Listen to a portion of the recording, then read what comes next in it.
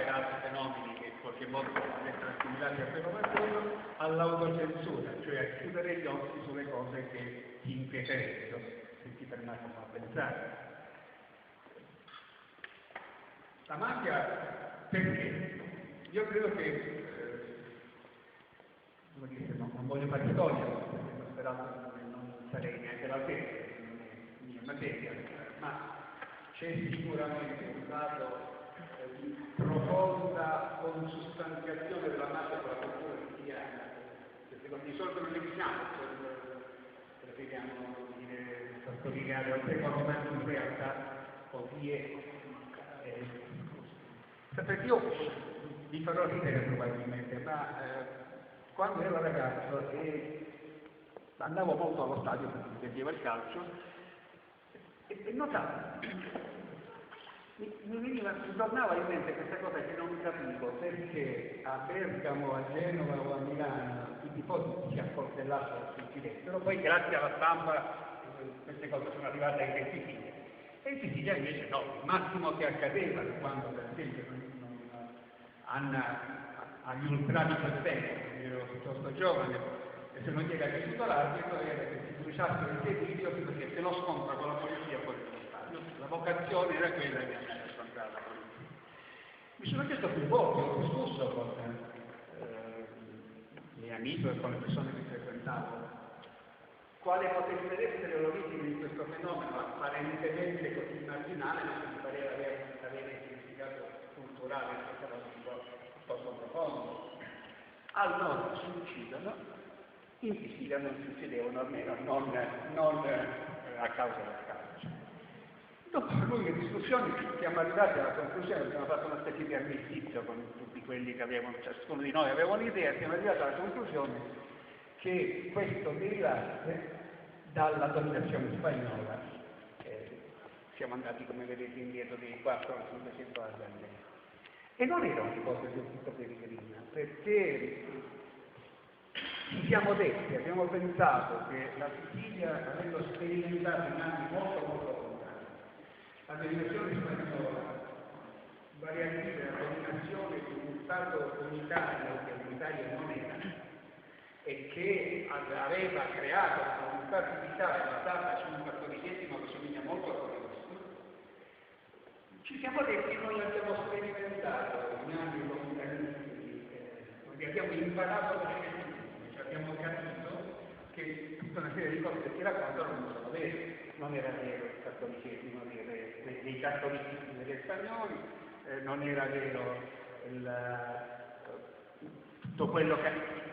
intorno a questo era nato, la nobiltà nera palermitana, no? la chiesa fortissima, la presenza cioè dell'istituzione di una religione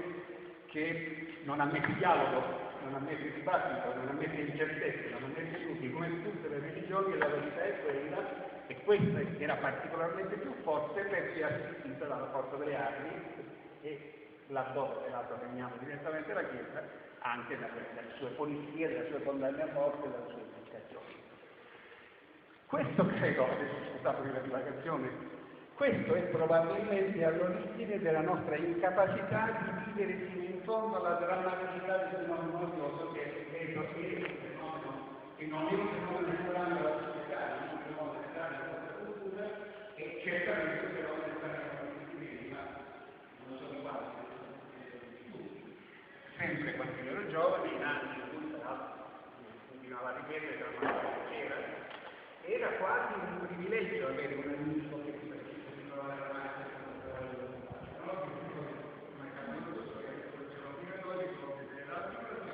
non per interesse, quindi che è scomparso questa persona, ma ci lavorava o andava, se non avevo la macchina, si mandava dell'amicizia e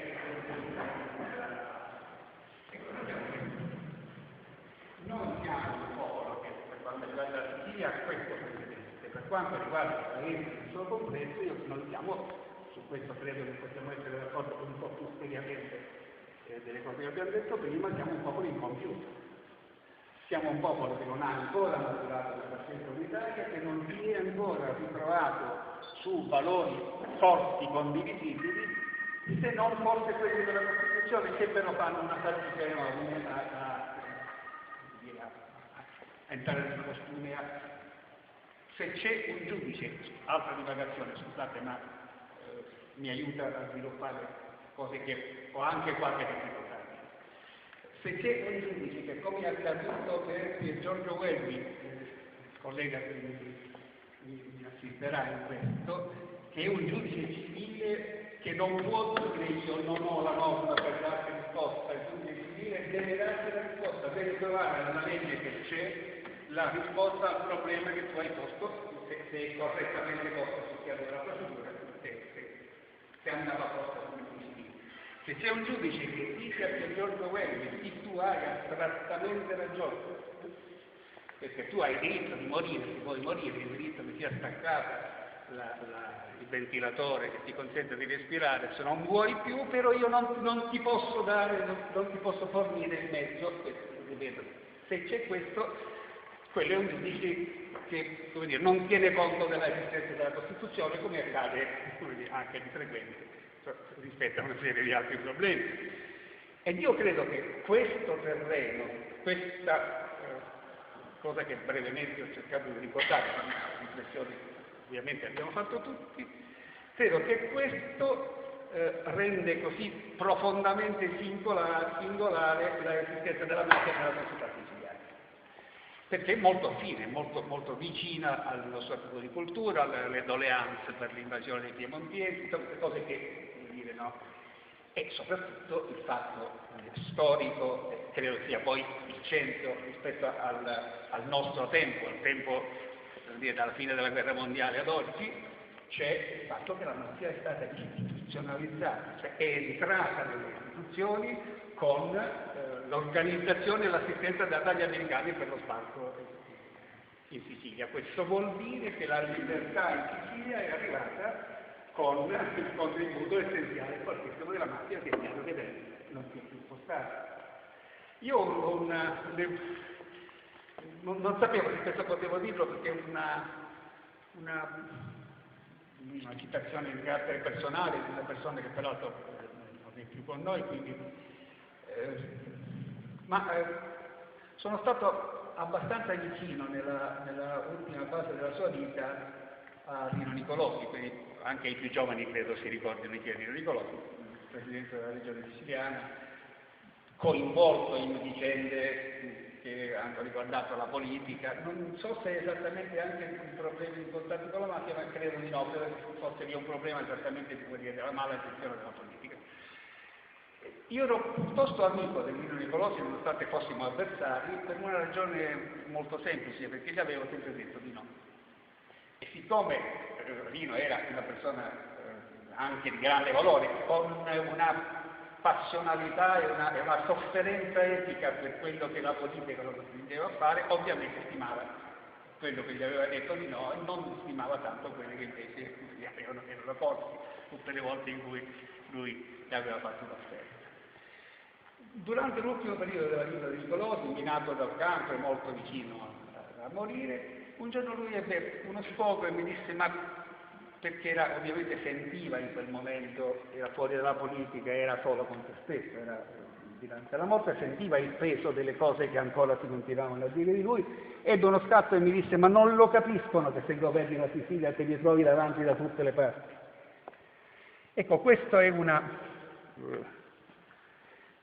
una cosa che viene da chi ha vissuto queste cose, è stato lì e se ti dice te li trovi da tutte le parti vuol dire che nel governo della regione, comunque sia da qualunque parte ti giri e qualunque problema affronti, devi fare i conti con una presenza che non è sempre esplicita, ovviamente che non è sempre